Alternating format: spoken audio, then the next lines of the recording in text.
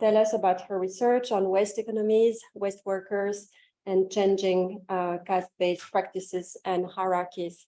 So Aparna, as you know, you have about 45 minutes to for your talk, and then we'll have a long Q&A session. Thank you, Stephanie. Can I have that for PPT to change the PPT? Yeah.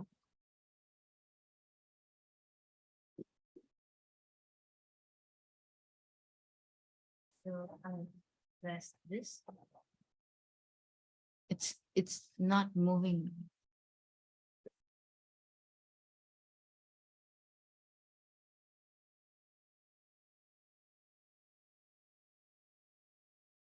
Okay, so my presentation is, as you all know, titled as Doing the Dirty Work, Changing Caste and Value Relations in Delhi's Waste Economies. So this paper is part of my PhD research in which I focused on waste workers across multiple waste sites and value chains in Delhi, such as sanitation workers, waste pickers, scrap dealers, and recyclers. Around sites like Balmiki Bastis, Bhalsawa landfill, and Narela and Bhavana industrial areas. However, in this paper, I limit my focus to waste pickers around the Bhalsawa landfill located on the northwest periphery of the city. So I focus on two waste picking communities, denotified tribes, primarily Masets and Kalandars, and Bengali Muslims. So that's my field site, and that's an early morning scene around the Bhalsawa landfill, where waste pickers are waiting for garbage trucks, trash trucks to come and unload the waste over there so that they can pick up fresh waste. So the main aim of this presentation is to examine how the shift in caste communities of those who engage in waste work, and here mostly waste picking, shapes the way waste workers value themselves and their work in multiple ways. And I examine this at the intersection of three variables: materials, values, and social identity. So in the field of discard studies, it is by now a common understanding that economic value of materials is closely linked to their social and cultural value and social relations among waste workers. However, in the context of India, it acquires a different meaning because of the peculiarity of caste question. Sanitation workers, mostly from scheduled caste communities, who've been performing the cleaning work, want to distance themselves from the work because of the stigma associated with the work, whereas the waste pickers from other communities, such as mostly Hindu and Muslim OBC communities, want to engage in this work because of the monetary benefits in it. It is this contradiction that I want to explore in this paper and examine how different caste communities value themselves and their work. So that's the map of the landfill, and I myself cannot see it very clearly from here. So I'll be focusing on two colonies. I'll be focusing on Kalandar colony in the area, and I'll be focusing on the Bengali Basti. So in Kalandar colony, Masets and Kalandars reside, and in Bengali Basti, mostly Bengali Muslims are living over there. So, and these are some of the main themes which I'll be touching upon in my presentation. So I'll start with my first theme, where I'll be talking about the historical background and current shifts in the caste communities of waste workers. With the increasing urbanization and growth in waste materials, many lower caste communities that had previously not been involved in waste work have now been drawn into waste economies. Historically, waste work in South Asia was structured around rigid caste hierarchies and was dominated by particular scheduled caste communities such as Chura, Mehtas, Bhangis, previously referred to as untouchables. Other low caste communities who had not been ascribed the status of untouchability did not engage in such work. However, waste work is no longer limited to traditional scheduled caste communities. Today, as demonstrated by various scholars, many other communities, such as Hindus and Muslim OBCs, denotified tribes, and others, are also involved in waste work, and they have subsequently come to bear the burden of untouchability and stigma attached to such works. So Dana Kornberg, through her ethnographic study of Bengali Muslims, mostly household garbage collectors in North Delhi, demonstrates how they have accepted the burden of stigma in return for access to waste materials and its resultant monetary benefits. In contrast, Balmiki's Jamadars, who historically derived their livelihood from waste work, have now disassociated themselves from garbage collection in an attempt to shake off the associated stigma.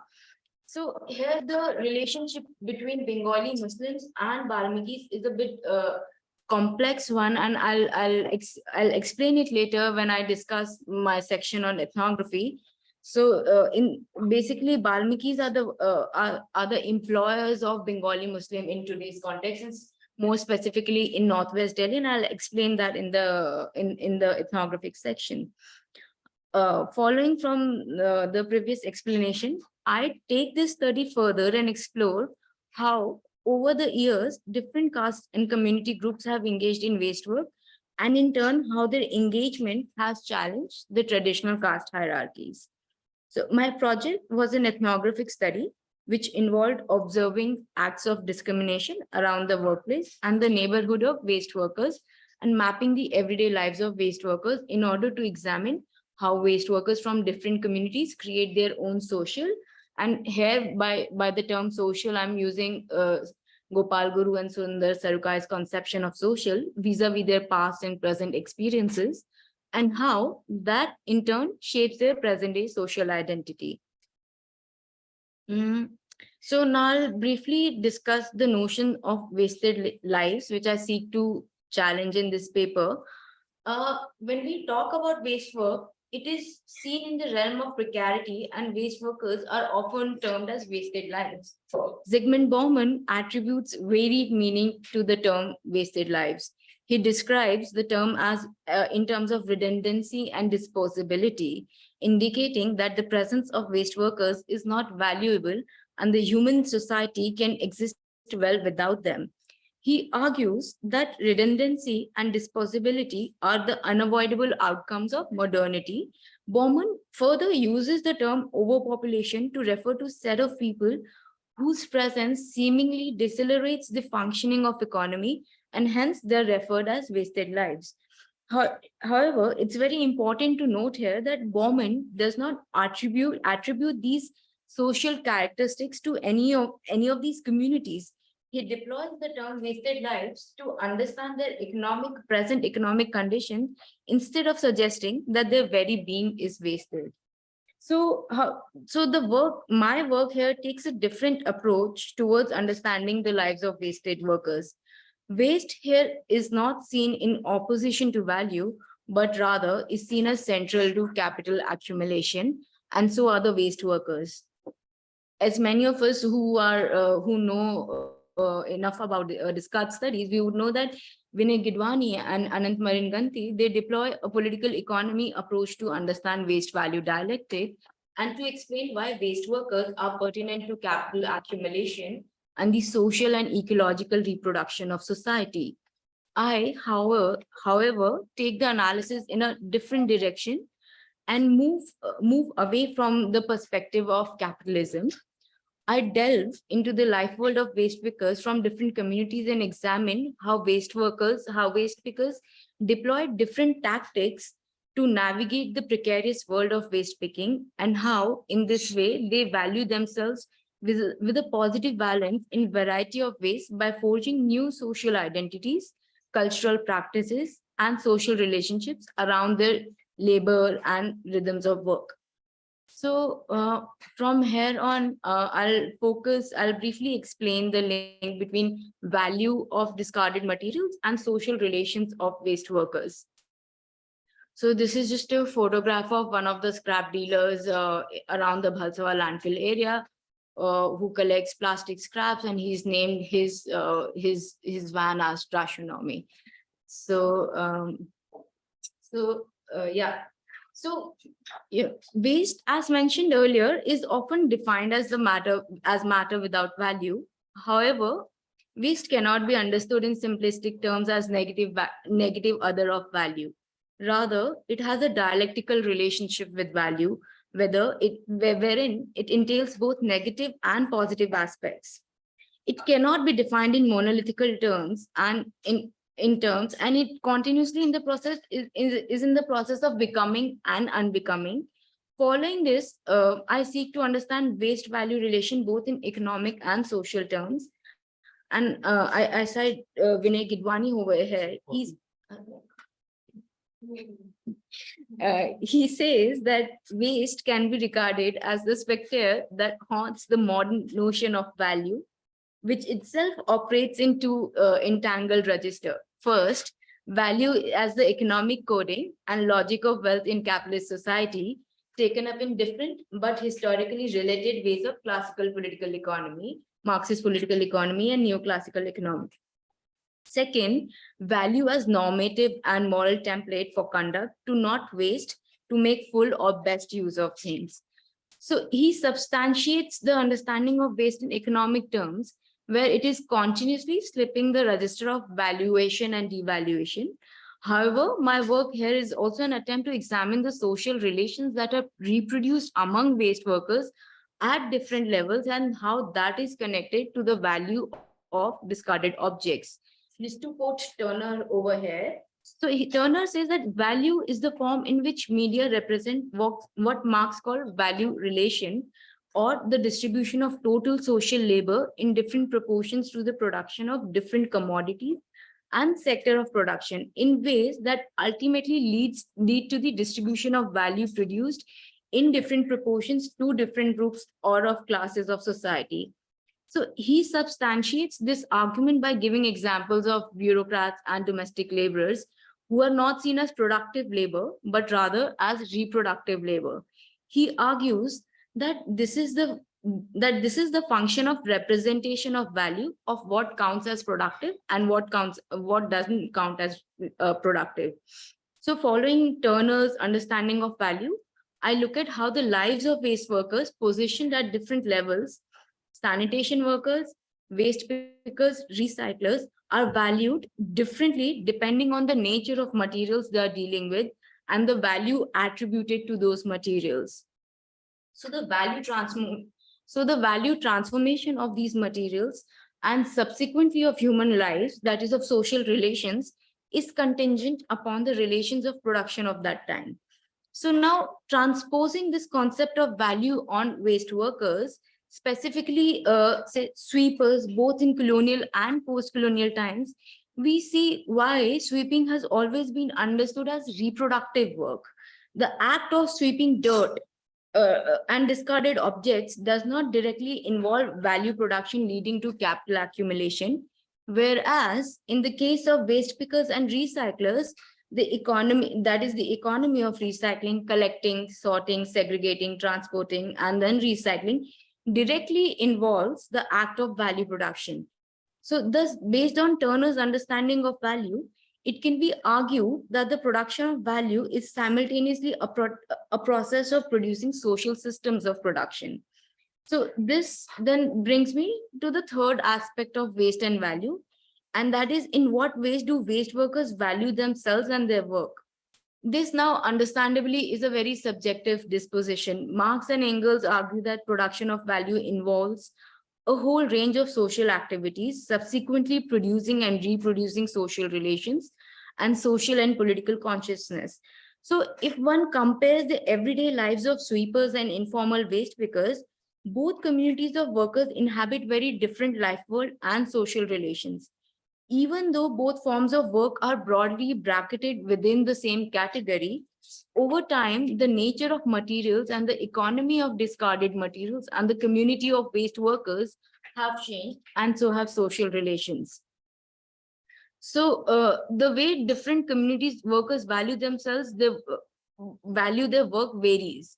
While this partly can be attributed to different caste backgrounds, as explained in the previous section, it is also linked how their work is perceived in social and economic terms. So based on ethnography of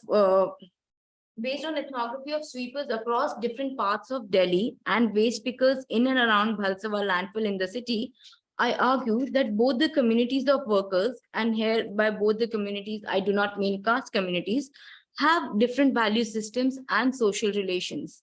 So, and why I say not caste communities, because when I'm referring to informal waste pickers, there are multiple caste communities in that context.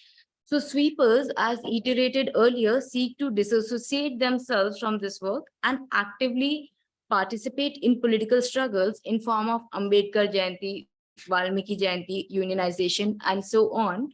Even though they value their lives, they detest the work they perform. On the other hand, waste pickers who are forced to enter the world of waste picking due to unemployment see value in waste and waste work. The monetary value that the work offers keeps many of them going. So, waste picking around landfills and residential areas entails vastly different social relations because of multiple factors, which I'll now explore in this section. Like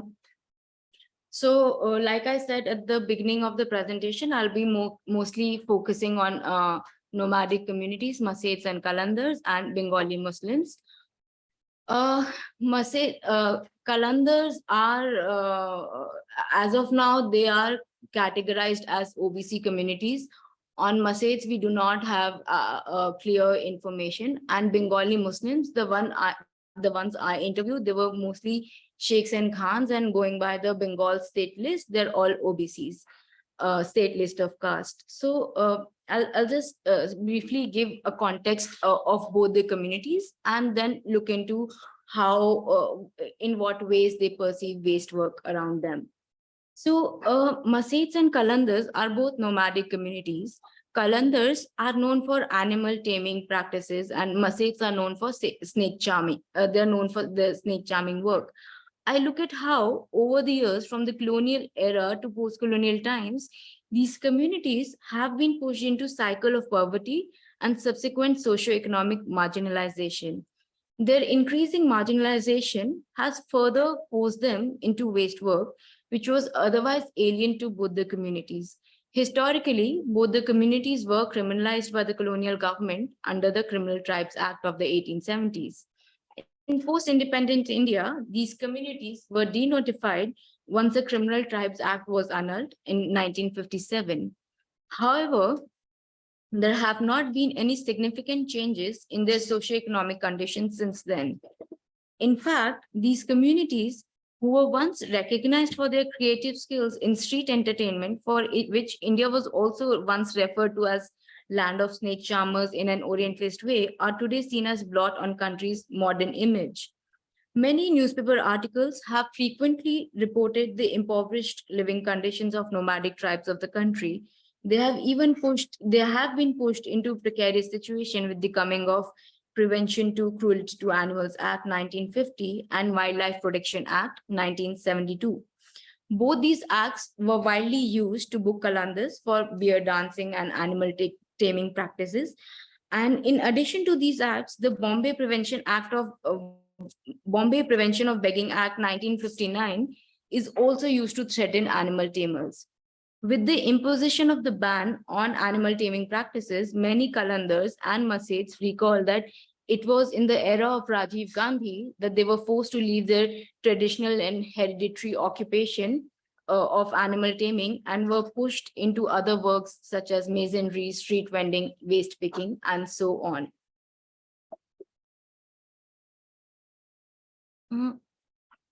So, as many of the community members engaged in waste work, they're often faced by derogatory and casteist remarks from their neighbors, both on the grounds of their social identity and their work.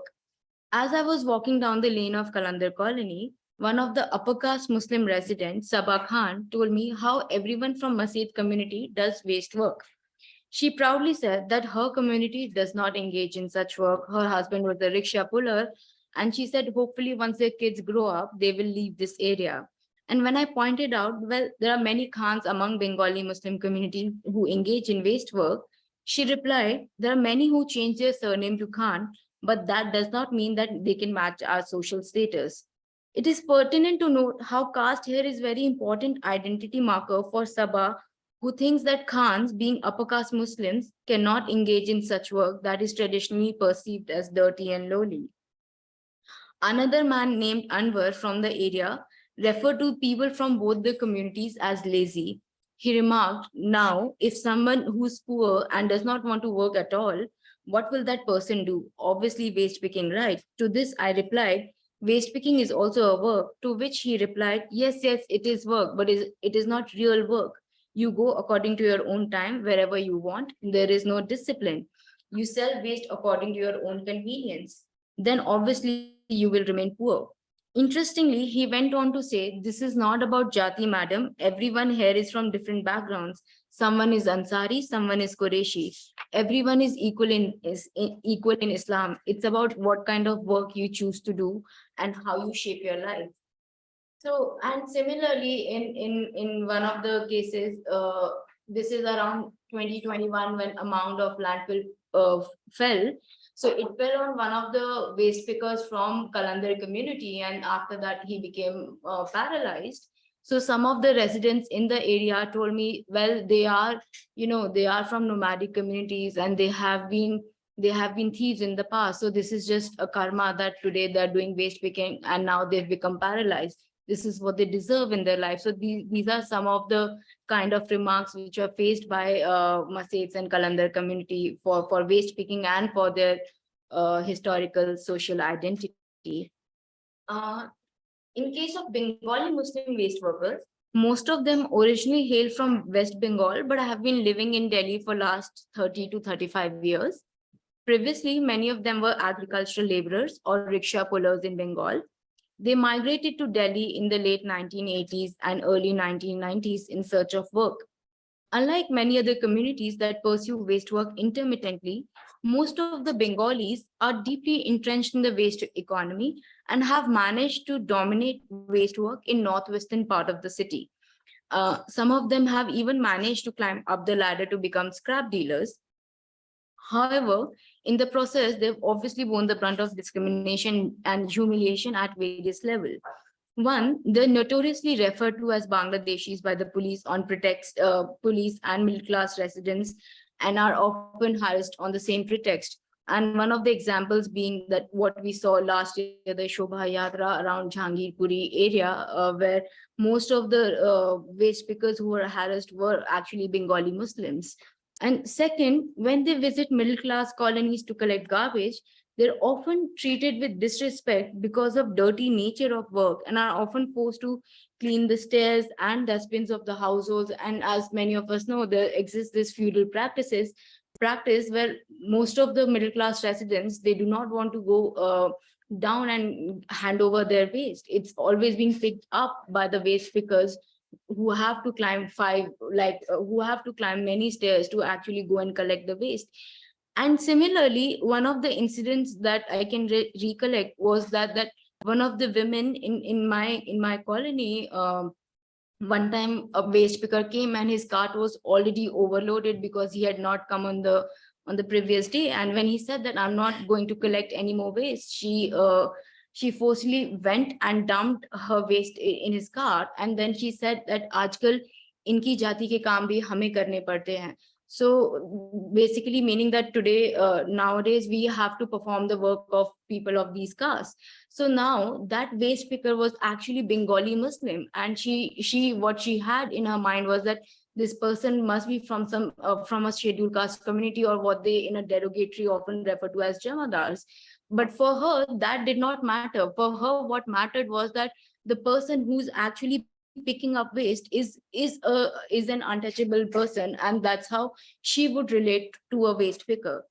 Third, their own supervisors, the Jamadar, often end up taking undue advantage of them by not giving them their due salaries. So here I want to briefly talk about the relationship between between Balmikis and Bengali Muslim waste pickers.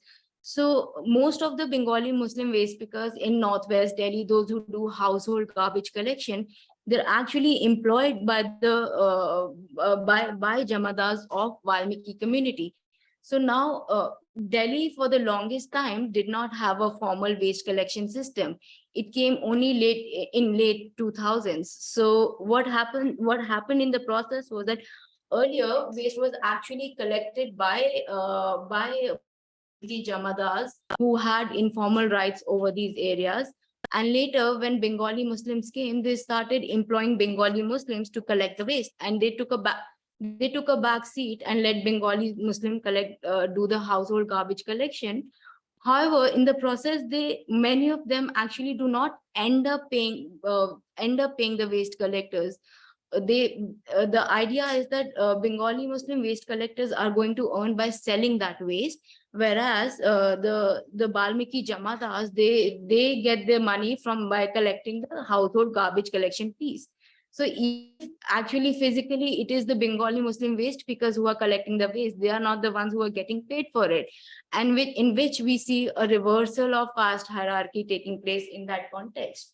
But then there is another reversal, because whenever you talk, a lot of times when you talk to Bengali Muslim waste pickers, they also actually talk about Balmiki Jamadas in a very derogatory way. They would use caste slurs to address them of like, this person did this person did that, he or she did not pay me enough. So these are some of the ways in which, these multiple caste hierarchies are playing out. In any case, so there are these different forms of discrimination which are taking place, yet waste pickers from different communities, they continue to engage in waste work. Now, the question that arises is that why are waste pickers, apart from the question of precarity, why are they engaging in this work, and how do they see their life world beyond the world of precarity? So here, I now bring Kathleen Miller's work. She explores the life world of waste pickers around a dump site in Rio and examines everyday lives of waste workers who are known as catadores, and she looks at their life beyond survival strategy. So she notes waste work is not only a livelihood, but also a key site of struggle in everyday efforts to construct the good.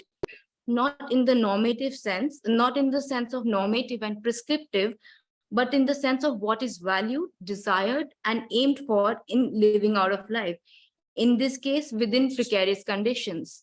So, following this, I explore waste pickers in how waste pickers in Delhi make sense of their life world. Uh, on a winter morning, when I was talking to a few Bengali garbage collectors and very young boys, they asked me, Didi, you must be thinking that we do this work because we cannot do anything else, right? So they told me they know how to speak in English, and they said that they've done an office job, but they left that job to engage in waste picking because it provides them better flexibility in terms of work timing, and they do not have to work for a boss. So unlike in an office job, waste picker do not consider their jamadars as their boss. Working as garbage collectors or waste pickers provides them with flexibility. They seek to carry out their work and manage their day at their own convenience. In the process, they also challenge the dominant understanding of what constitutes as real work. It is often assumed that a real job is based on regular work patterns and wage labor. However, for many waste pickers, it's difficult to adjust to the work patterns of a regular job, which is also, and these reflections are coming by many of the scholars who have been working with waste pickers across different countries. So the nature of work offers a different rhythm of life that waste pickers get accustomed to. So waste picking provides them with the flexibility of timing and dividing their day into work and leisure at their own convenience. In doing so, they demonstrate that amidst all this precarity and stigma that is associated with waste work, they still choose to be part of waste picking world. So another example is, growing up, I noticed that some of the garbage collectors who frequented my area were not very regular.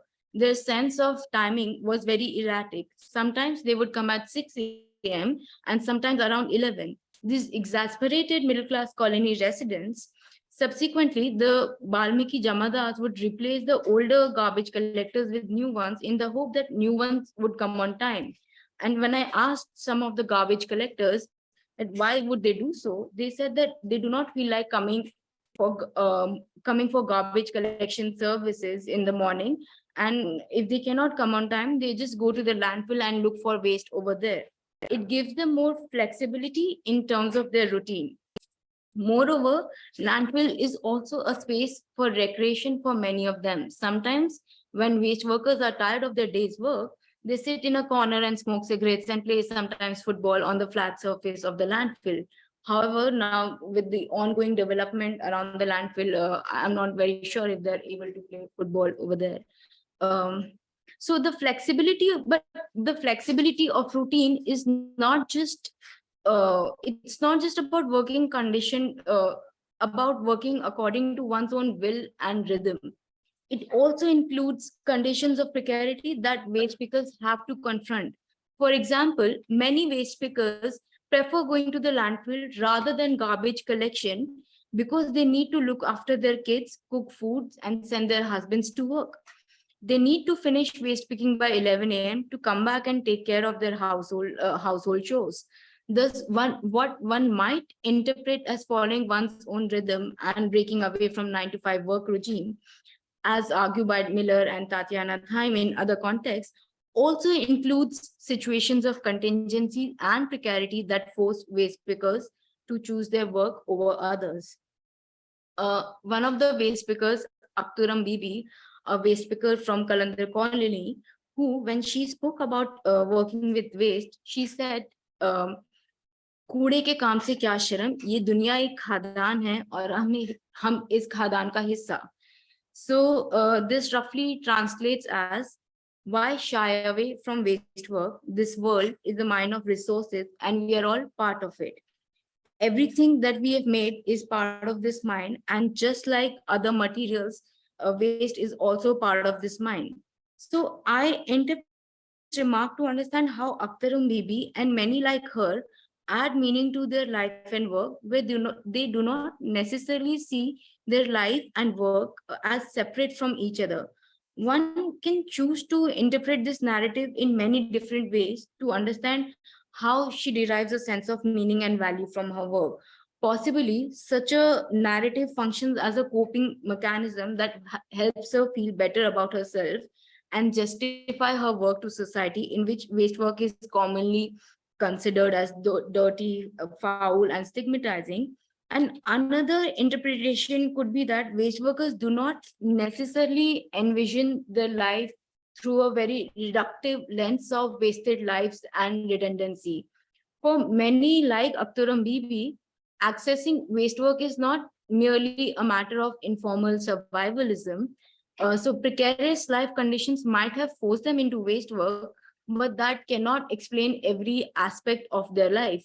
Rather, years of experience around the dump site have possibly shaped their inner life processes, which are not limited to life's economic and pragmatic aspects. The everyday experiences of waste workers at the dump sites are intertwined with the social relations they develop with fellow waste workers and discarded materials they work with. Through these interactions, they learn to live and value their lives. For Akhtaram Bibi, all of us are part of this world and form part of material continuum. There is no significant difference between our bodies and wasted materials, because we are also eventually going to die and take form of one material or the other. If we focus on Akhtaram Bibi's experience, it provides a profound understanding of how waste work can be subjectively conceived through varied lenses and can have multiple meaning for different individuals and communities.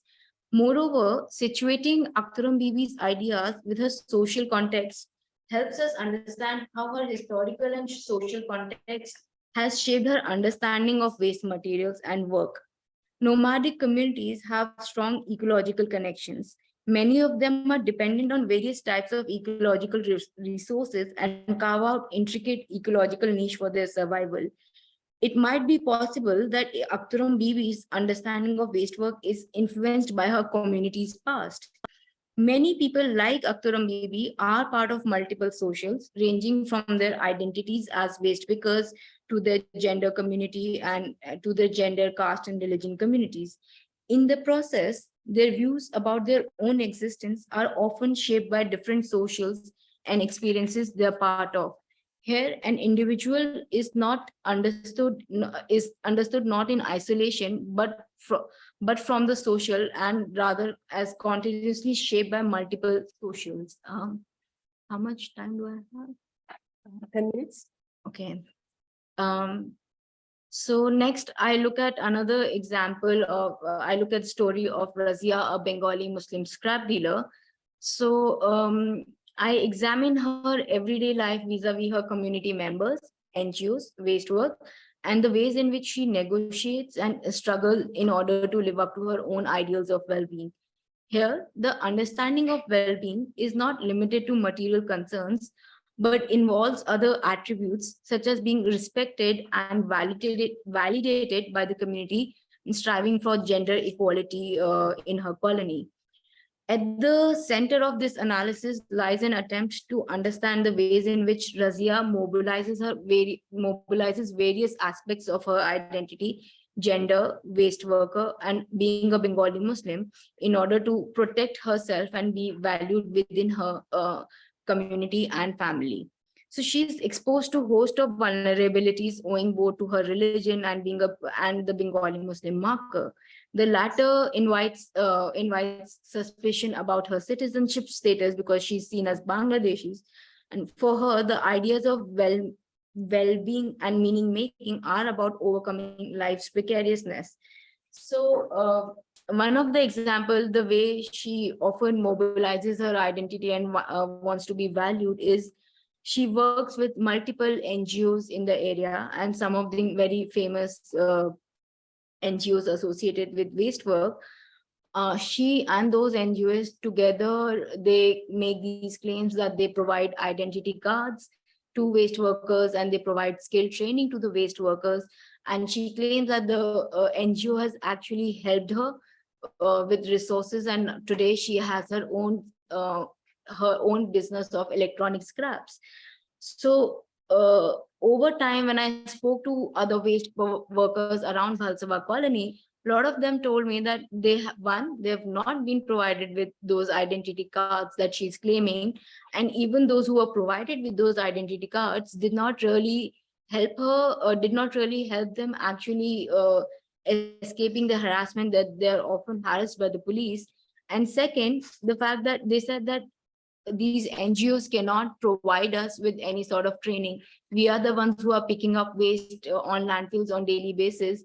So we know how to segregate and sort different kinds of waste. So any training that she's claiming for is actually not true. So for her, she would often say that this is what I am doing for community members around me, but much of it did not turn out to be true. So the emphasis of this story is also to understand how waste workers like Razia envision their life and perform their identities as waste pickers in particular ways in order to feel important and maintain cordial relations with NGOs. Although, unlike other waste pickers who claim that these NGOs do not offer substantial help, Razia finds it important to create these networks with NGOs and establish her social dominance in the area. So now, just to conclude, the idea here has been to examine the life world of waste workers and show us the emerging social relations in the neighborhood and how they shape the individual identities of waste workers vis-a-vis social. As discussed earlier, every community has its distinct ways of navigating waste work and the challenges that come with it. Stigma and humiliation associated with waste work have led communities to develop unique and ingenious ways of mitigating their situation. This has often meant that the communities and individuals assert their identities in a way that makes them feel valuable. These assertions are often in the form of cherishing their rich past, especially among nomadic communities, and Bengali Muslims would often boast about their dominance in the field of waste. So, waste workers often find meaning in their waste despite what many social scientists see as exploitative and hazardous as part of hazardous working conditions. The idea here is to focus on these subjectivities and how they can have multiple interpretations and open up possibilities to understand their world beyond the narrow prism of wasted and precarious lives. where waste workers value themselves not only in material terms, but in ontological terms. Thank you.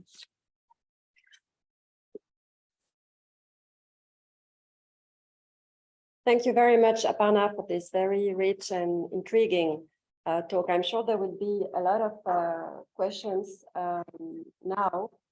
So we're opening the Q&A session. And I don't know if there are questions from our online audience already.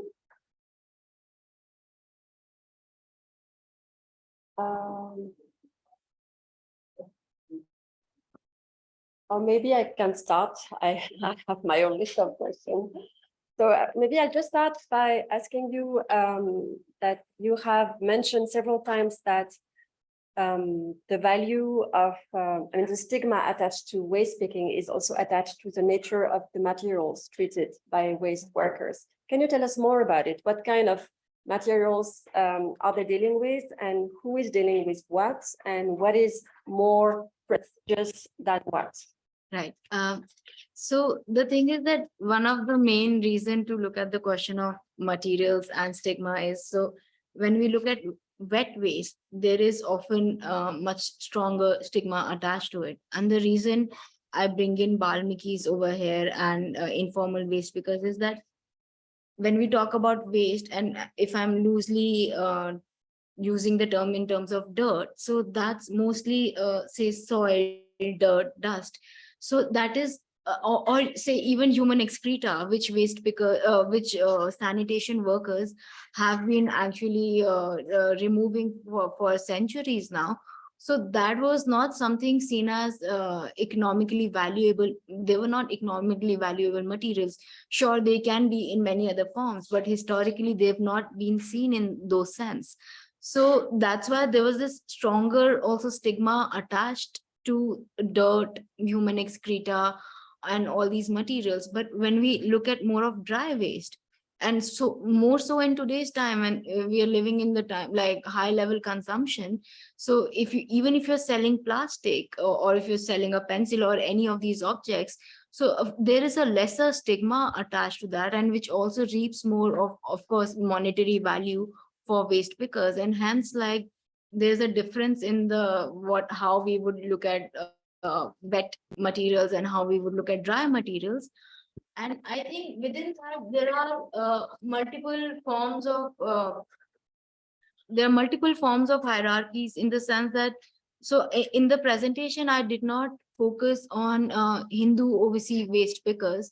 So some of them, for a lot of them who are coming from say areas like Gorakhpur in UP, they would often, even though they're going to the landfill and picking up waste, some of them would say that, we are just picking up bricks, we're just picking up pure dry bricks, we are not like actually going to the landfill and foraging for plastic bags or for iron. We are not looking for that kind of waste.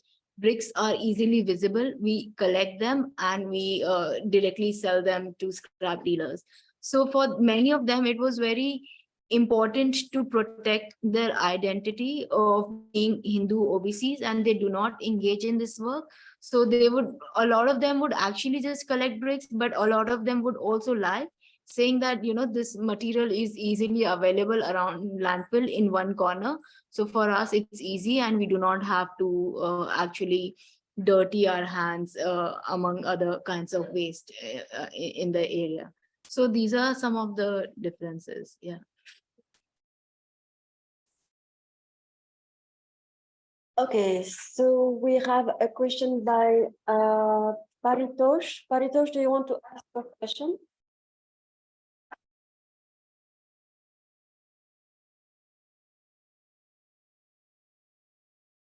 So, I mean, you can, everybody can read the question. Is any measure for protecting the health of rag pickers contemplated or implemented?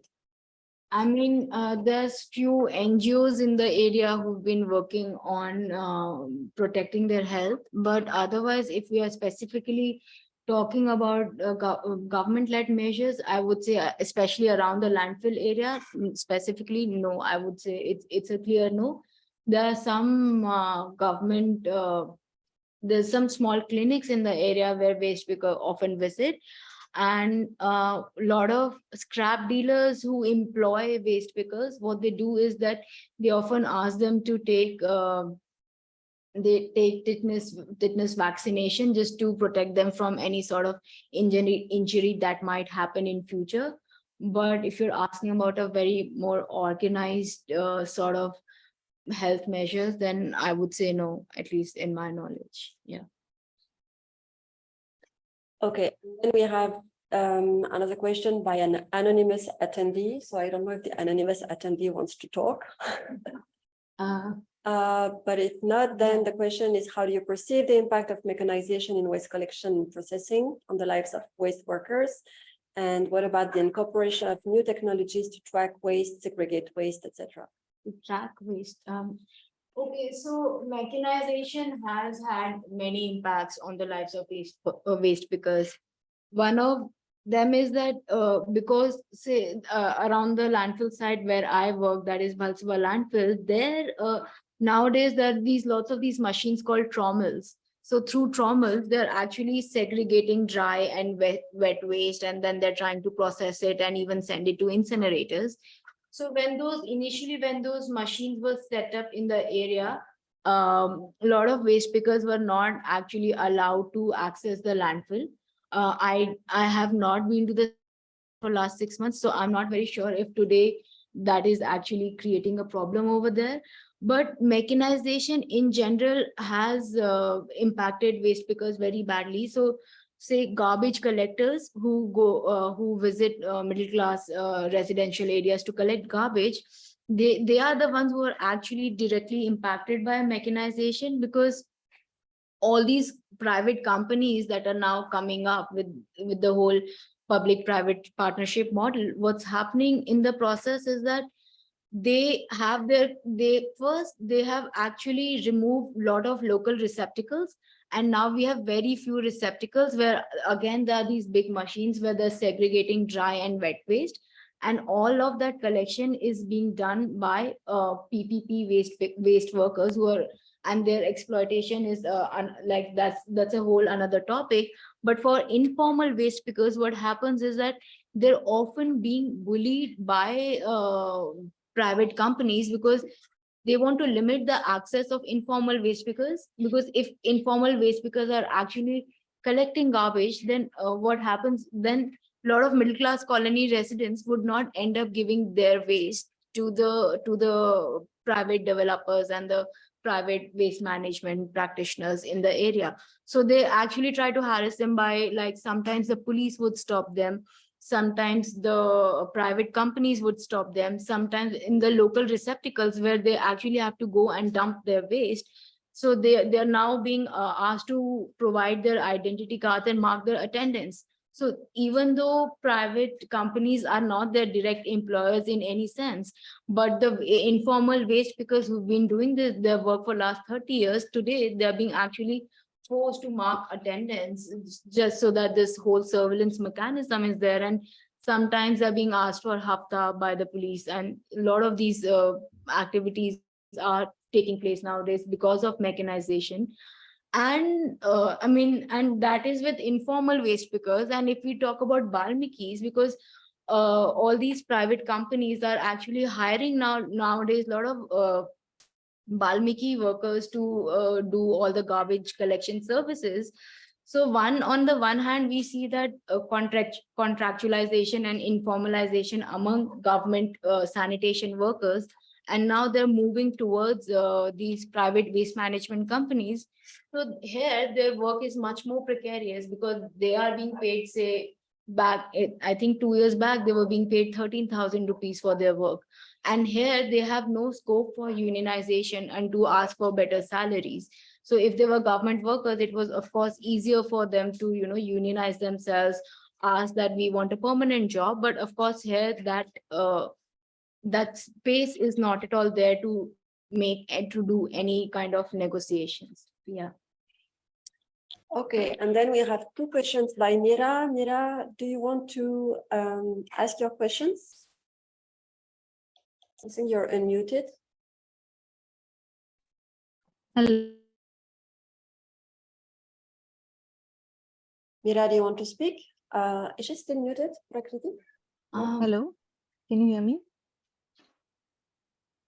Okay, so then, Hello. yeah, Mira, go ahead.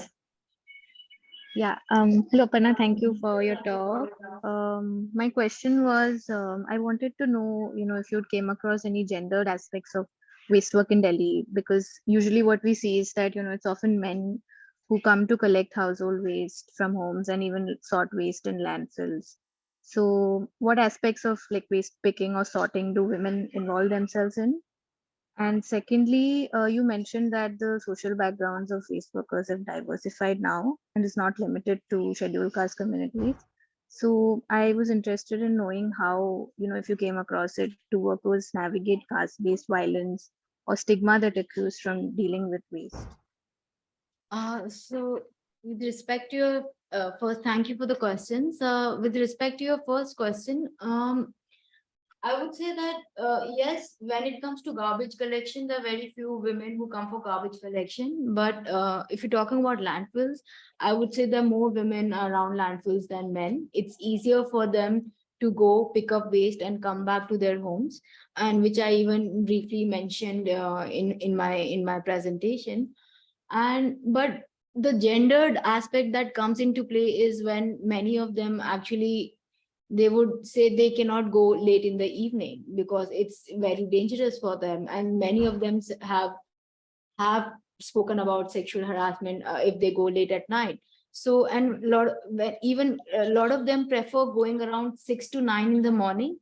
That's one is obviously the question of heat that is there, but second and the more primary one is that they often say that they have to send off their husbands and their children, their husbands off to work and their children to school.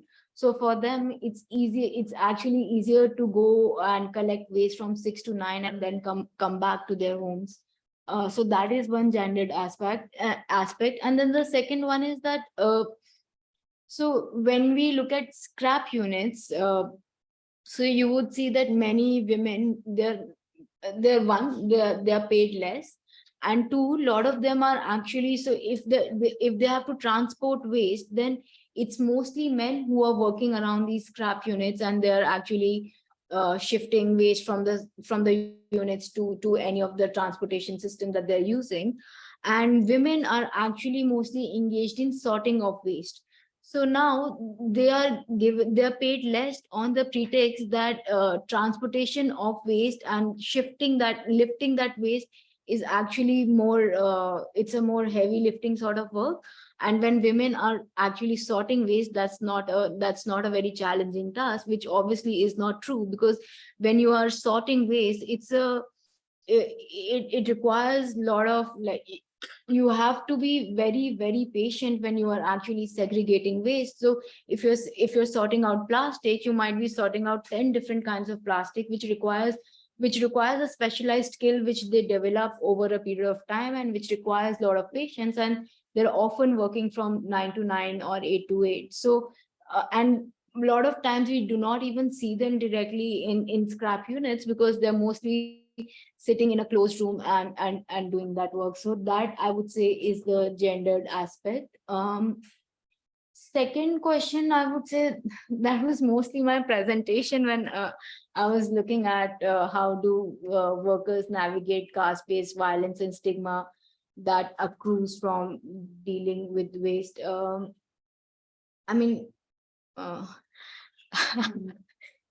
uh, do you have do you have any specific question in that? Because I think in my presentation I mostly talked about how do they navigate the caste-based violence and the stigma. But some of the ways would be that, sometimes they actually, for example, growing up, I have noticed that a lot of times when middle class colony residents, they actually harass informal waste pickers, especially young boys. So what they would do is that they would not collect their waste, and they would just go to other households and collect their waste. That was like, there are these everyday forms of ways in which they would deal with these caste-based violence. So that's one of the examples. Okay, I think we'll take one more question online and then we'll come back to the room. So the next question is by Manan. Manan, do you want to ask your question yourself? Thank you so much, Professor Agarwal. That was a really lovely talk. And I'm also a college student and I'm working in a similar area. And during my visit to Bhalswa, while talking to the waste pickers there, they told me is that the government actually doesn't recognize them or recognizes them till their own convenience. For example, they will see them as illegal housing. They will not provide fumigation services. They have to buy their water at a high rate. But during political campaigns, they visit their homes. And could you talk a little bit about that, or your experiences? Yeah, so that was not exactly the focus of my research, but just to when you're saying that selective recognition from the state, of course, the political parties they go there during political campaigns, and back in 2019, there were multiple campaigns to actually do away with the landfill, to remove the landfill, which unfortunately is actually not an option right now. So they would go and put these big banners in these colonies, say that, see, we've come here to save you. We're going to actually remove the landfill without even asking whether waste workers want those landfills to be removed. But they would actually go and project themselves as their saviors. Whereas on the other hand, since you're talking about selective recognition, many a times when these waste pickers would actually, like when they go to landfill areas and they pick up waste, they're actually, of course, strongly discouraged and not allowed to actually access that space. So lot of times, say around say Independence Day, Republic Day, they would put barbed wires around the landfill so that waste pickers cannot easily access the area. I mean, this it happened recently even during G20. And sometimes when you go and speak to the on-site engineers, they would say, yeah, they're actually collecting waste, which is good for us. But simultaneously, when it comes to owning up of responsibilities, they would often say that, well, they're actually illegal. So back in, this was during COVID in 2020 and 2021, the amount of Bhalsawa landfill fell actually twice, and both of them were, it was all around the rainy season. And it actually reached the housing, it basically reached the housings of the waste workers, and it was basically not even 20 meters away from their houses. So when I actually questioned them, so they told me that we cannot help, they're not supposed to be over here, so it is not our responsibility to actually see that if waste is reaching their houses. We are this is a natural calamity. If the rain came and the landfill, such accidents, they keep on happening. So I would say these are the form of selective recognition. And yeah, thank you, I hope that answers your question. Yeah, thank you so much, Professor. Okay, we have one question in the room and then we'll turn back to the online audience. Please go ahead. Thanks for coming on for that. I just have two very brief questions. First, I found it very interesting what you were saying about your respondents making a distinction between an office job and why they're choosing to enter this firm. And I know you don't want to think beyond. Thank you. You want to think beyond precarity as a framework, but I was wondering whether any of them had spoken to you about the precariousness itself in office and regular jobs as they perceive it, as maybe driving them back into waste work or seeking out waste work, because it at least allows for different rhythms of work, as you were mentioning. Yeah, definitely, because like they said that in office work they had their boss and they did not want to work under a boss who would actually harass them to, do particular kinds of work. So in that sense, doing waste work becomes a form of refuge for them to, to have more flexibility with their work. But yeah, that is not to say that this is not precarious. No, I get that. I meant, are they perceiving office work also as precarious and insecure, and therefore making a trade-off to say this is a better option? Definitely insecure. I'm not very sure if precarious. Okay. We did not enter into that sort of conversation, but definitely insecure. Okay, thank you for that clarification. Second question I had was about whether there are any worker collectives, unions, or waste workers that are there. And given that you've been talking about migrant communities sort of coming in, what has that done to dynamics of organizing or mobilization? Yeah, now there are many waste workers collectives. There is All India Kabadi Mazdoor Sangh, and there are multiple waste such collectives. There again, one thing that they have been continuously working around is on the question of ID cards, because waste workers get harassed very often. And then, of course, on the question of recognition, the work that they're doing, because municipal waste management guidelines, the rules, they actually say that informal waste workers should be formalized, but they have not been formalized over the years. So these are some of the demands they have been making over the years. And by now there are multiple collectives. Earlier there weren't, but today they even have unions. There's this one guy named Akbar.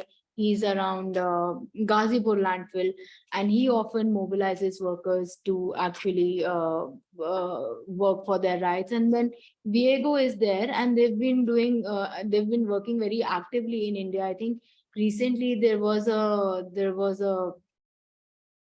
basically a local meeting in which a lot of waste pickers came, and even sanitation workers came. They articulated their demands as to how they want to be seen. And one of the major demands, apart from the question of recognition and formalizing of their job, was that, I mean, we often in Hindi we call them kuda wale. So they say that they are the ones they're cleaning the society. So we are the ones who are actually basically creating all the waste. So they should be referred as cleaners instead of being referred to as kuda wale. So these are some of the demands that they have been coming up with.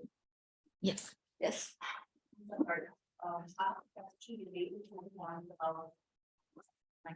I had a question related to this observation you made about identity cards. And in your presentation, you touched upon identity cards when in both the last two cases you described. So I'm keen to learn more about how does the ID card as a form of claim or as a form of recognition enable access, especially when you're talking about forms of harassment at the landfill site. Because again, these are, my understanding is, different kinds of NGO-led collectives with their own ID cards. So do they have some sort of, say, do they have any kind of clout in terms of political leverage of the ID card? And it's reminding me of the Seva case, which pioneered this whole idea of ID cards for informal sector workers. And then that's something that's got carried on across collectives. So one, what is the political significance of that, both from a worker perspective, because I know you mentioned that one worker talks about it, but then there are others who don't know much about ID cards. And does that actually enable any kind of political leverage vis-a-vis these new public-private partnerships who would probably be having their own ID cards and other forms of ways to disable access to these waste pickers? And then that links me to a larger question of, because it's very interesting, the points you mentioned about even recognition as workers, because I mean, this is the whole long-standing debate, right, in terms of claims making from a citizen perspective versus claims to capital. And here the claims are far more fragmented. So where does that ID card stand? And are workers aware about it? What are mobilizational strategies? If you could talk about that. Thank you. Okay. So when you're talking about workers' perspective, of course they want these ID cards, but the ones they have been provided till now, around, at least around the site where I worked, it has not really helped them ease the access of the landfill or any kind of harassment that they face. And especially, we know in today's climate, Bengali Muslims are specifically are more vulnerable to all these kinds of harassments. So there is one NGO which I would not like to take its name. So they have been providing ID cards in the area, but it has not really helped the waste workers. Like that's what that woman said, that we've been providing these ID cards. So some of them said that yes, we've received it. Some of them said they haven't received it. But in any case, there has to be that sort of cooperation with the government, that either the government is working in cooperation with that particular organization, that there is that organization should have that legitimacy in the eyes of government to actually, do away with the harassment, and which is obviously right now it's not there. And as you rightly pointed about the whole PPP system, there, yes, they have identity cards. So when they go to these local receptacles where, there is the supervisor sitting for, supervisor is basically for the workers who are working in the private company, but they're simultaneously also surveilling the informal waste pickers. So they are being given these identity cards, and they have to present those once they are done with the everyday household garbage collection. They have to present these identity cards to those supervisors and mark their attendance, so that they know that now no new person is coming. For example, the more informal waste pickers are, the more it will be difficult for public-private partnership companies to actually collect waste. So that's how this whole ID card system at present is working. So since you talked about claim making it as a citizen and claims to capital, I don't think right now there is that sort of unionization where that directly actually they're directly attacking the whole system or the structure. They're not attacking the capital. So they are doing that in terms of their conversations, but that unionization or that sort of organizations are not there. But in terms of claim making, as I told her as well, that so now there are these collectives where they are making claims as citizens, and they would often say that, is our work not work enough? Are we not citizen enough? And one of the and initially there was this organization, All India Kabaddi Mazdoor Sangh, but even before that, when I started my fieldwork, I was mostly focusing on domestic workers and construction workers. This is my MPhil fieldwork, and I was actually asked by one of the activists that why do people with left orientation, they do not work on waste workers? Are they not? Is their work actually not accounted as work? So the fact that there were not enough organizations in the area in this sector is also quite telling, that we haven't had that sort of mobilization, which is slowly and like it is upcoming right now, but I would not say that it is there at a very large scale. Yeah.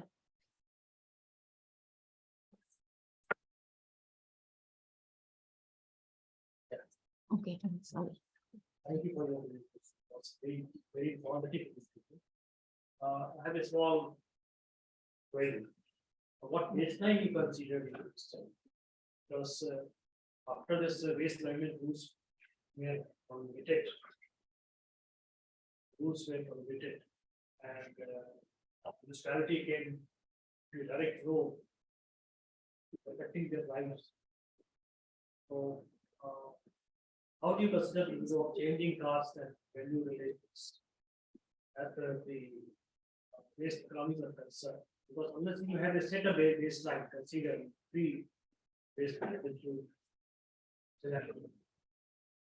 how you fix that? Because unless you know what was going on before, and the rules were promulgated, and after the rules you have already digital. And you have also said that the rules had impacted the lives of. Actually, the rules have considerably impacted the lives of the waste pickers. So what change you see, in fact, in their lives compared to the legislation, Compared to the waste management legislation? Because the waste management legislation came into existence 20 years back, and the rules were promulgated afterwards. So it's a gradual process. It didn't come overnight, and there have been various gradients. So I'm not worried about that, or you should also not be worried about that.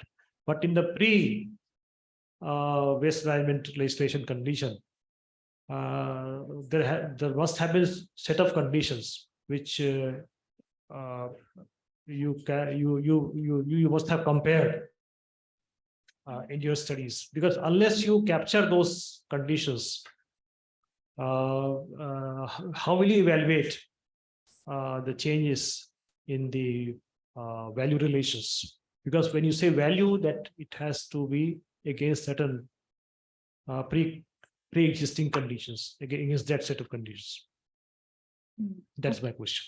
Thank you for your question. So the thing is here, when I'm talking about value relation, I am talking more in terms of material, the social and the economic.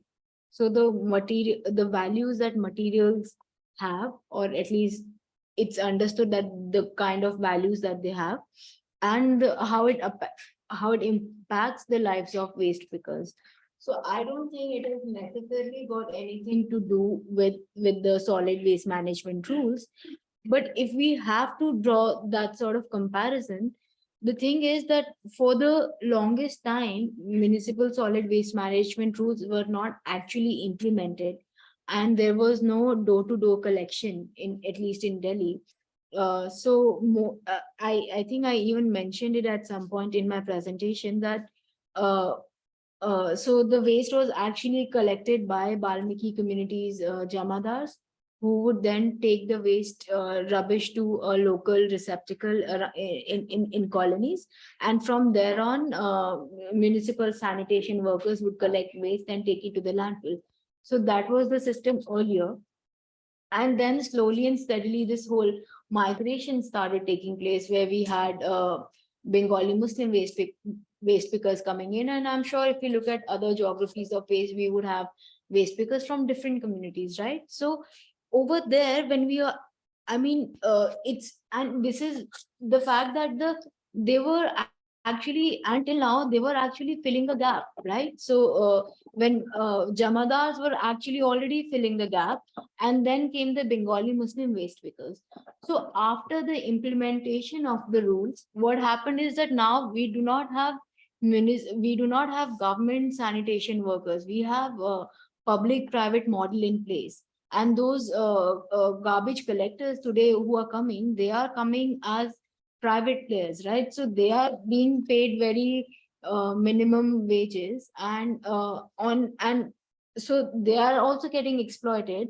And then on the other hand, the informal waste pickers, their access is getting reduced. So that's the only comparison I can draw in this case, because earlier the system was not there, and now the system is there. It's actually working against both the informal waste pickers and the workers who are working for the private companies.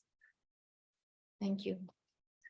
Okay, we'll have two more questions in the room, and then we'll go back to our online participants. So I think you raised your arm before, and then.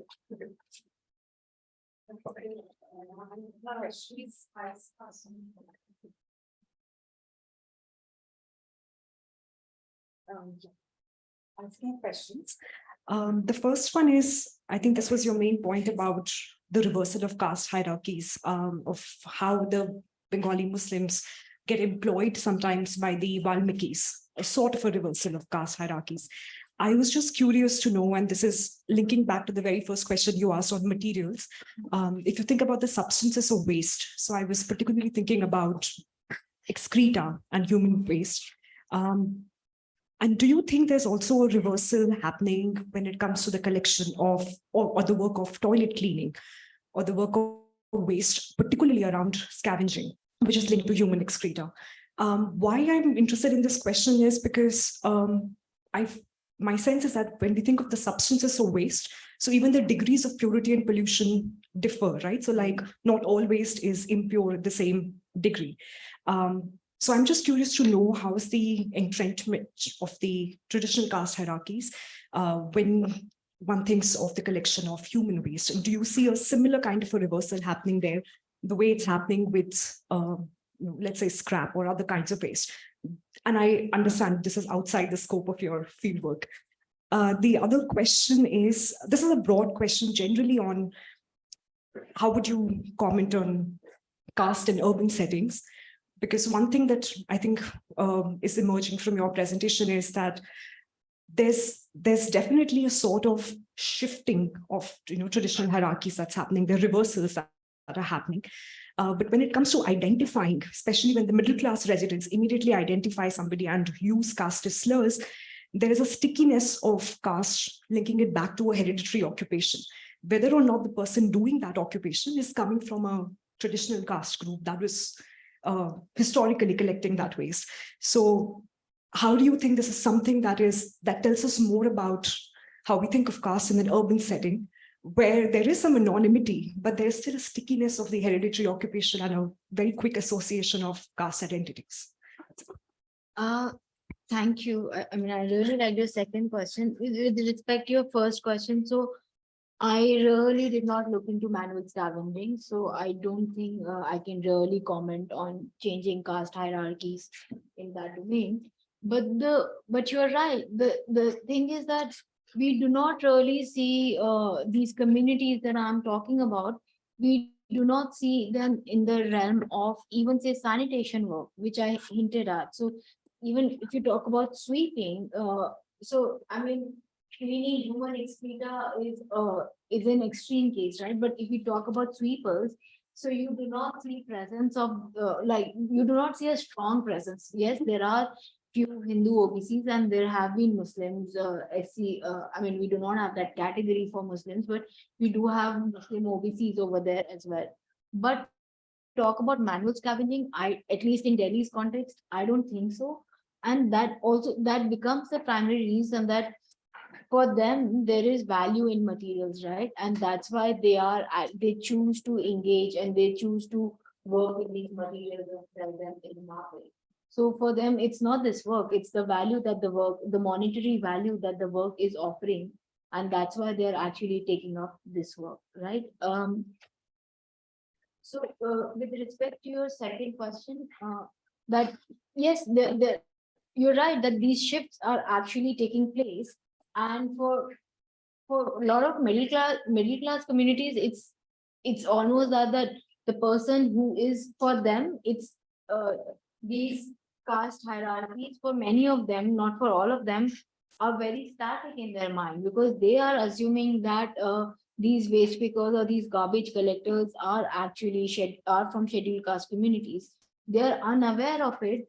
But I suppose like I mean, nothing is always perfect right now. So with the coming of CA and this Shobha Yatra around Jhangi-Puri area, lot of place pickers were actually attacked, and many of them, especially say in northwest part of the city, Rohini, Jhangi-Puri area, they did not go for garbage collection around that time. And if we focus on the statements of a lot of politicians, they outrightly talked about waste work and the Bangladeshi identity of Bengali Muslim waste workers. So in that sense, now their presence is actually coming in limelight. So slowly and steadily, people are getting aware that, oh, they are not the traditional Bharati's. Now there are these Bengalis who are actually coming up and picking that waste. And in many cases, what happens is then again, it cannot be a very straight-jacketed understanding. So a lot of households, what they see is that there is this Jamadar and then there is this waste picker. So Jamadar is actually not picking up waste. So sometimes they would ask that person to come inside and have tea with them, but they would not ask that waste picker to have tea. So they are seeing that somebody who's not touching the waste is actually a pure person, and somebody who's touching it, no matter like, so of course there are these caste differences, but So I think there is anonymity, but also there is not anonymity. I think it's operating right now, it's operating at multiple levels. But I think that's what, in a way, urban transformations tell us, right? That these hierarchies, they cannot be so static, and which is also, I think, the whole motility to the caste hierarchy, which is also the argument that Sundar Sarukar makes in his work, that we cannot see them in very static or rigid religious terms. We have to also, there is a whole material question of how these caste hierarchies are playing. Okay, we take one last question in the room, and we listen to Josie and Vance.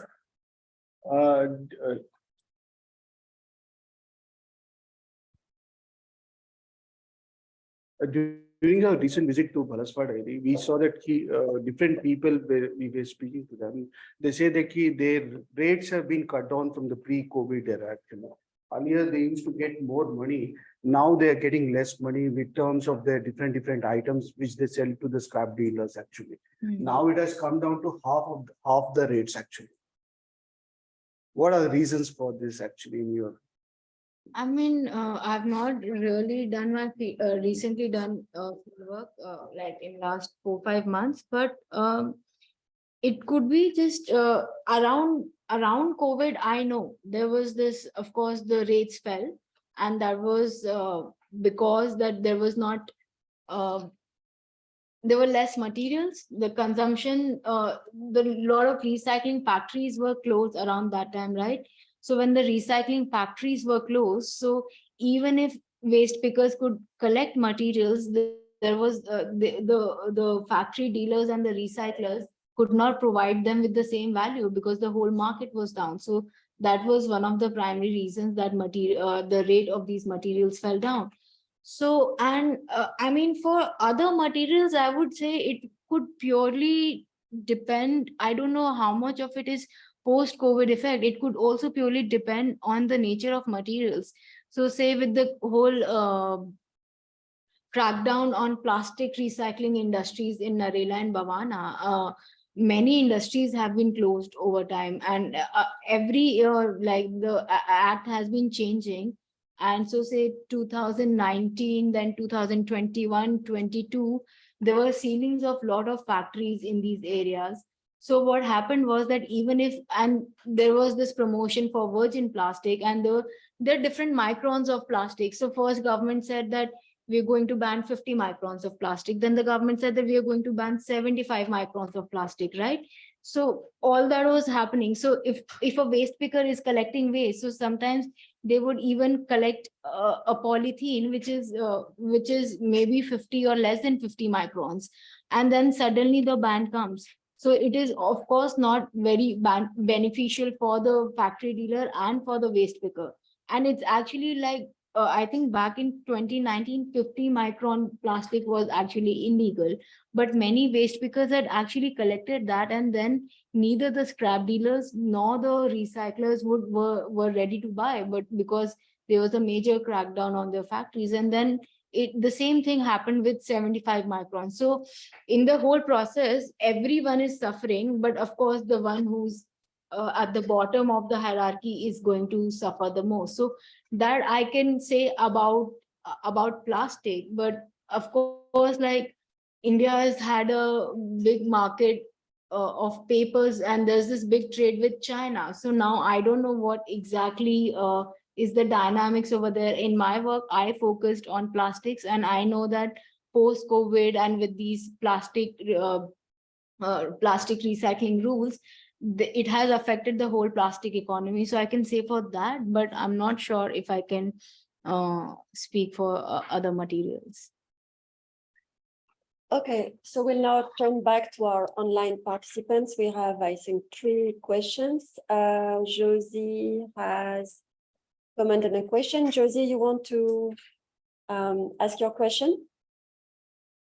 Sure. Can you hear me? Yes. All right.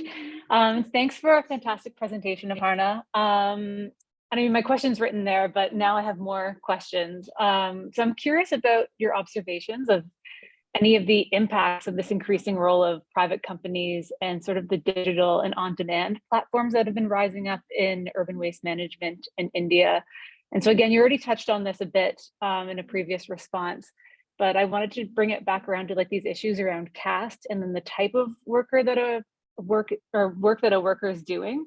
And so are you observing that different communities of workers or different caste groups of workers are being differently impacted by these relationships with technology and companies?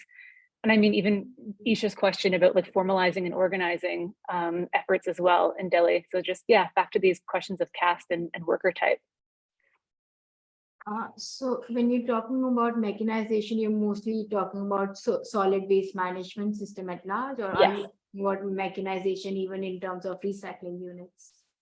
More so about like the collecting, the door-to-door collecting and trucks. Okay, so yeah, there is definitely a caste question in that respect. So when we talk about public-private partnerships, they do not say it outrightly, but so they have this whole van system. This trash van comes with a jingle in urban middle-class colonies in Delhi. So it's they do not say that they have different caste of workers for different jobs, but they actually do. So the person who's actually driving the van I have spoken to many of them, and they're all upper caste, relatively upper caste workers, mostly from OBC communities, and some of them are even Brahmins. But the ones who are actually collecting waste, so now they do not have to touch it. They just take the waste baskets and then they dump it in that van. But yet all the workers who are actually collecting the waste, they are all Balmikis. So in the name of technology and mechanization, it seems that, it's a very casteless, privatized and mechanized sort of practice, but they're actually very neatly enforcing the whole caste hierarchy that is out over there. And then not even that, there are these caste divides, but on top of it, they are actually paying the van driver more than the person who's picking up waste. It's not even that they're paying them equal, they're paying them the same wages. So the person who's actually driving the trash van is getting paid more. And when I ask them, why is that person getting paid more? So they would say that driving is a skilled occupation, and the person who's actually picking up waste, that's not a skilled occupation. So there is this caste hierarchy, and then of course there is this question of person of differential wages. And I think it's also impacting. I think it's impacting sanitation workers at large because with the coming of these, now there is this it's not out there in newspapers, but what sanitation workers would say is that there's a strong move towards privatizing the whole sanitation workforce as well. So if that happens, then today now if there are sanitation workers, there are contractual workers, but then there are permanent workers as well. So who get paid much more than contractual workers? So if a contractual worker is getting paid 15,000, a permanent worker is getting paid for that person's salary is 40,000. But when it comes to the whole mechanization and PPP system, what would happen is that all of them would get that salary within the bracket of 13 to 15,000. So if there is no permanent worker, their life, even like there can be no claim of becoming a permanent worker. In that sense, everyone is going to be a contractual worker. And I think that is how this whole mechanization process is actually affecting sanitation workers and the ones who are working for these companies. And I think, as I explained in my previous answers as well, when we talk about informal garbage collectors, their access to middle class colonies is getting reduced. And that is one of the biggest one of the biggest problems that is posed by the question of by the mechanization of solid waste management processes. One is the question of access, and also the question is of when the thing is that there is a strong move towards incineration these days, because private companies are actually collecting waste, segregating waste, and then they're incinerating dry waste and selling it in the form of electricity to Tata. So that's what the private companies, especially in northwest part of Delhi, that is what they're actually doing.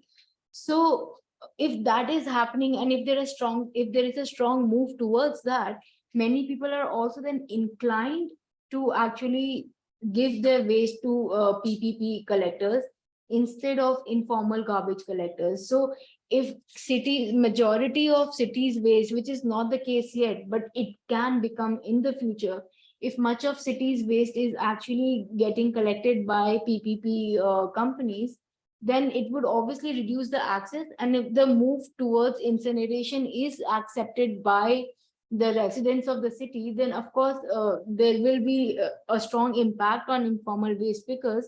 And of course, then in the process, we are also basically then we are not really focused on recycling, and recycling in the city is right now primarily done by informal waste, because they are the ones who are actually collecting waste, and then this whole value chain is operating in the city. So there will be a major crackdown on recycling, which is also, I mean, when we talk about such Bharat, there are these big motors of recycling, but it's actually not done by these private companies. It's done purely by these informal waste pickers. So then how do we focus on aspect of recycling? Okay, we have one more question by Pranoy online, and Pranoy also says that he has a poor connection, so I better read it. How can the Brahmanical ideology of caste and pollution be tackled from a policy point of view, and how important is it in the context of dealing with the derogatory social notions relating to waste and waste work? You have 2 minutes.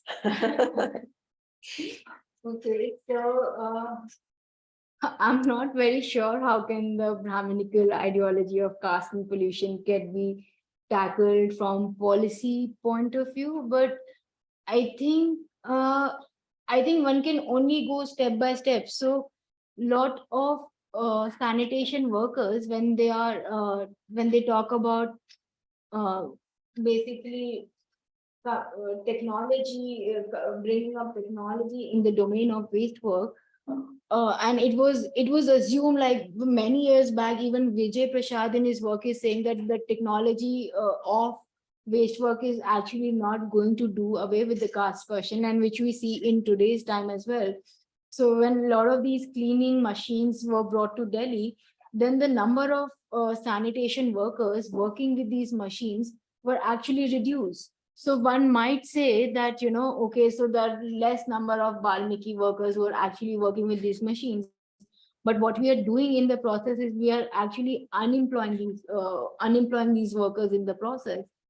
So one of the things that when we talk about waste, we also talk about technology.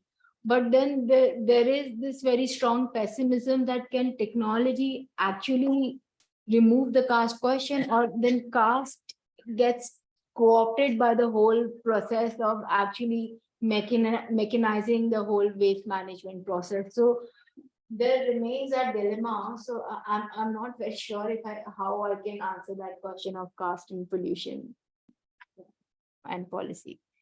Yeah. So thank you, Aparna, for the presentation. I read many of the parts and bits and pieces, but here I got to know about so many interesting ideas. I was teaching this paper, Swachh Bharat. So based on new national education policy, new value-added courses have come. So I was teaching this paper. So there is this thing that through the Swachh Bharat Abhiyan, one is supposed to move from Swachhta to Swasth Bharat. So Swasthta and Swachh both are interconnected in that sense. So with regard to the framing, that you are not trying to look into the hazardous or exploitative condition, but you are trying to look into the ontological imagination of the worker, or how they are trying to imagine themselves. But here again, the part, because the government, the state, they are looking at cleanliness in a certain way, and they have a very clear articulation. They are not shying away from it. So in that sense, how do you frame this idea? Because the state, at least in terms of principle, is committed to the idea of healthy citizen by thinking through the idea of cleanliness. They want to create a healthy citizen. But at the same time, the state has a hands-off kind of attitude with regard to these kind of practices. So how do you look into the, because there is also a larger kind of, there might be international, I don't know, I'm not aware, but maybe there might be international standards through which waste picking or all these ideas needs to be done or whatever. So how do you look into the interplay of state, maybe international standards, if there is any, which I'm not aware of, and the ways in which waste pickers themselves navigate this field. So how do you look at this connection? So I hope. So one is to look at how government is actually, if there is any way that government is looking at the health of waste workers, and second is how waste workers place themselves in the whole question of cleanliness and health, right? If I Yes, close to it. no, you can No, it's fine. So one is that no, we do not have any and somebody who has a better understanding of the whole policy can say on it. But I mean, there are these brief programs that under this whole PPP system, they have these brief policy programs where they take waste workers and tell them how to segregate waste and that they should be wearing gloves. So in very formal terms, they are carrying out these programs. But we also know that when it actually comes to providing waste workers with those health equipments, they're actually not doing that. And the best example of that is COVID. So during COVID, they were not provided with sanitizers, they were not provided with gloves, they were not provided with they were not provided with masks. So on and off they were provided, but many a times for such simple things, and when sanitation workers and waste pickers were termed as frontline workers, but they actually really had to fight very hard for these basic amenities. And Delhi government, I think around that time, said that they would be paying a certain amount to sanitation. I mean, then again, it wasn't for informal waste pickers, but for sanitation workers who are government employees, it was being said that they should be paid a particular amount if they die because of COVID. But we know the whole politics that went behind it, that when they would go to hospitals, their health reports were actually manipulated. So even if a worker had died of COVID, it was being said that this the report is still awaited, or this person died of heart attack. So many union workers reported, and it was heavily reported in the newspapers as well. So I do not think that there is a very formal policy in this domain where they're looking at the question of cleanliness and health. And that actually, if there was this strong connection between the two, then we wouldn't have been moving towards incinerators as we are in this process. Because if we look at the incinerators that are there in Bhavana, they're actually detrimental to our health. And I think around this Seth Schindler talks about this work around 2007-8. Many middle class, that was surprisingly, that was the only time when waste pickers and middle class colony residents, they came together, because they were planning to install incinerators in the eastern part of the city around Ghazipur. And that's when because it was again it would have removed access to waste materials for informal waste pickers, and for middle class colony residents it was actually causing them a lot of health troubles, but their demands were really not heeded to. So these are, I could say that these are some of the ways which shows us that formal, whether formal or informal sense, that there is not that strong connection between cleanliness and health, but from the government side. But when we talk about waste pickers and how they place themselves in the whole question of these health hazards, yes, of course, for them it is a very precarious job, and a lot of them, if they're working for these scrap dealers, they get themselves vaccinated. If they're working at an individual level, also they do get themselves vaccinated, because they know that tomorrow they can be, sometimes they also even come across dead bodies. So they know that they are actually getting exposed to all sorts of bacteria and viruses when they are actually going out in the field, and many of them are actually dealing with all kinds of injections, syringes which are out there, and they're not being given gloves to actually sort them, segregate them. So for them, it's a major health hazard. And a lot of young children around landfill sites, they have these rashes, they have lots of skin diseases.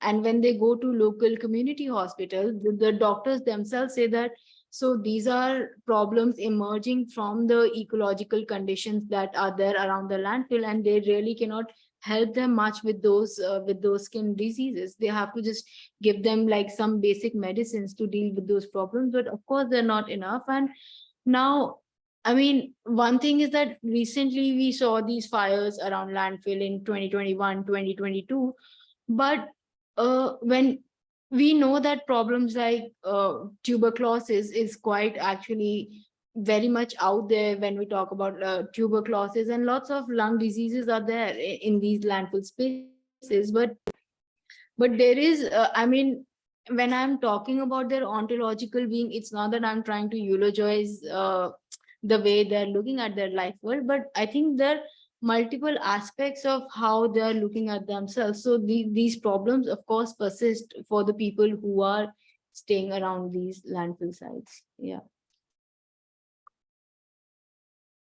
I also have a question which is related. I think it's about, I really liked how in your presentation you showed us the different narrations or narratives, by different communities involved in waste work. But I was, of course, you're telling us about evolving caste hierarchies, which is about, which means that you're talking about evolving representations, right? But I was wondering to what extent you can actually objectify, to what extent these representations are shared. And one question I had is, for instance, did you have a chance to look at the marriage market? And do you have an idea whether, for instance, for the Bengali Muslims, the fact that they engaged in waste work, does it, does it constrain their access to some people on the marriage market, or is it still as before? You understand my question? It's not very clear because I'm thinking so I'll start with your second question first. So those who say, so now there are these young people who are engaging in waste picking, and they have been actually born and brought up in Delhi. But 30 years back, when their parents migrated to Delhi, and when they would go back to their villages, say places like Haldia, then they used to face that stigma. And a lot of people would not want to speak to them, or even like they would not. So a lot of men were migrating, and they would not, a lot of families would not want to get their daughters married to these men who were engaging in waste picking. But as the migration increased, and a lot of Bengali Muslims, they actively started working in this field of waste, they saw there is money in it. So I think over the years, there is this change. Earlier, when they would go back home, they would face that stigma. But today it is not so, because a lot of migrants from these villages, they're so much entrenched into the field that now that stigma is not there. For many, they said that earlier marriage was a problem, but now it's not. But I am not, I mean, I do not have like a proper data on it that I can say that, but it has happened with Hindu OBCs. Some of them told me that when they have two different names, so they have a separate name when they live around Bhalsava, and they have a separate name when they go back to their home states. And they do not often tell in their home states what kind of work they're doing. They would say that they're doing construction work or factory work, but only once they get married and they come back to this area, that their partners, their wives, they get to know that they actually do this waste work. And sometimes they said that when the relatives visit Delhi, so they go somewhere else. They go and stay somewhere else so that they don't know that they're actually engaging in waste picking. So I think because for a lot of Hindu OBCs, so a lot of people who are from Kewat community, those are Shah and Sahu, for them, I think this is here I would say it's operating for last 10 to 15 years, but with Bengali Muslim, it's been 30 years. So I think the transitions that are taking place are like at different levels. Yeah. Okay, thank you. Yeah. Pardo, take the mic.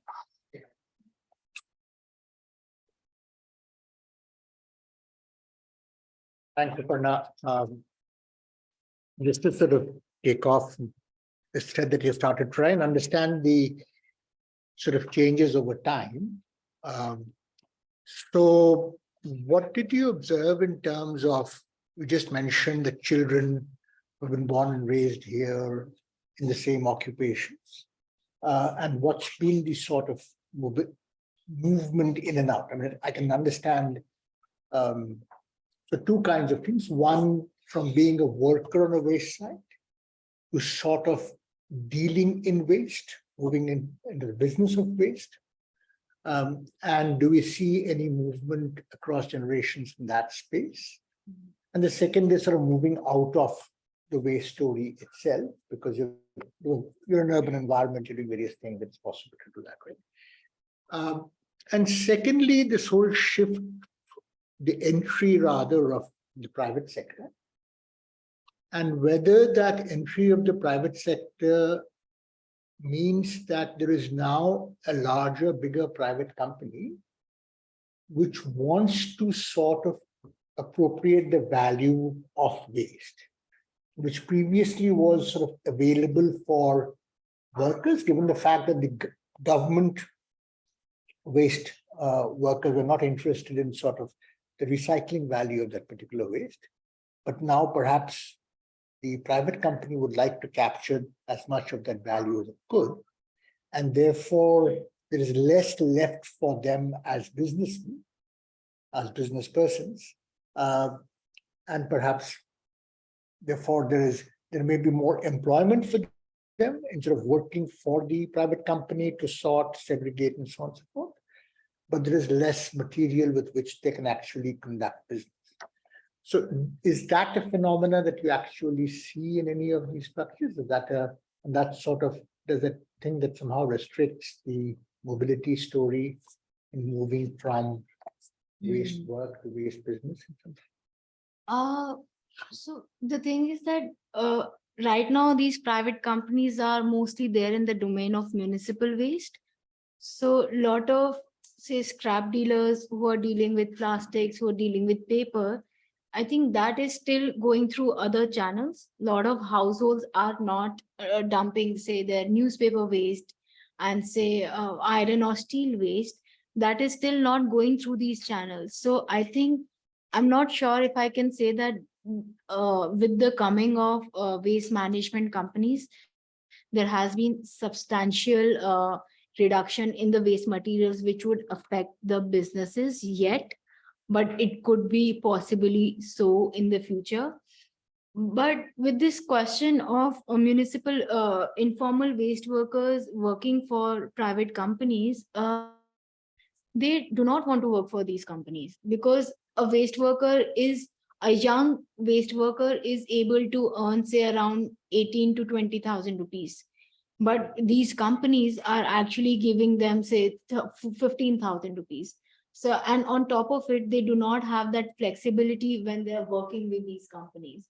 So a lot of them have said that if these companies provide us with the flexibility that we already have, and plus pay us the same amount or more, then only we are going to work for these companies.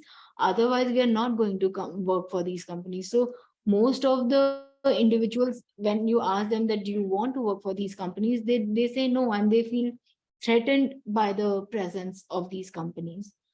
And to your first question, so it's again, it's different for different communities. So among, say, if I have to talk about Bengali Muslims, so for those who were born and brought up in Delhi, the ones I spoke to, I did not see a mobility which was outside of waste work, but I definitely saw a mobility that now they're no more working as waste pickers, they're working as scrap dealers. So like a lot of them would say that they've seen their parents doing waste picking. They would say that ab hame babu ana wala kaam karna hai. So when they're saying this babu ana kaam, so they're saying that we are not going to go and climb up the landfill anymore.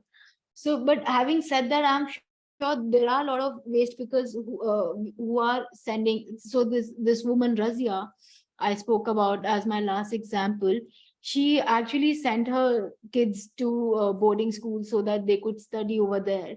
But ultimately, the situation became so precarious that now her sons are actually taking forward her electronic scrap waste business forward. So now, even though they do have a relatively big business, but they've not been able to step out of it. So the ones at least I met, I don't think there was this, even though these communities have been around for very long, that mobility of moving outside of waste work has not been there, at least among Bengali Muslims. It is not at all there among nomadic communities. Their situation is even much more worse. They do not get employment as domestic workers in most of the households. And I think because of their whole the historically the discrimination they have faced, the fact that their kids are unable to access schools, so that community, I think there is hardly, I would say that for them, so among Bengali Muslim waste pickers you would see that the scrap dealers, but among nomadic communities you would hardly even see scrap dealers. So the mobility levels are very different. But then again, if we talk about Balmikis, so, I mean, one can question me that why am I talking about Balmikis when I'm talking about waste workers, but the work, the nature of work remains the same. So among Balmikis, of course, I mean, we all know there has been that strong mobility. There is that access to education, perhaps because they have, a lot of them have permanent jobs, they have access to schools.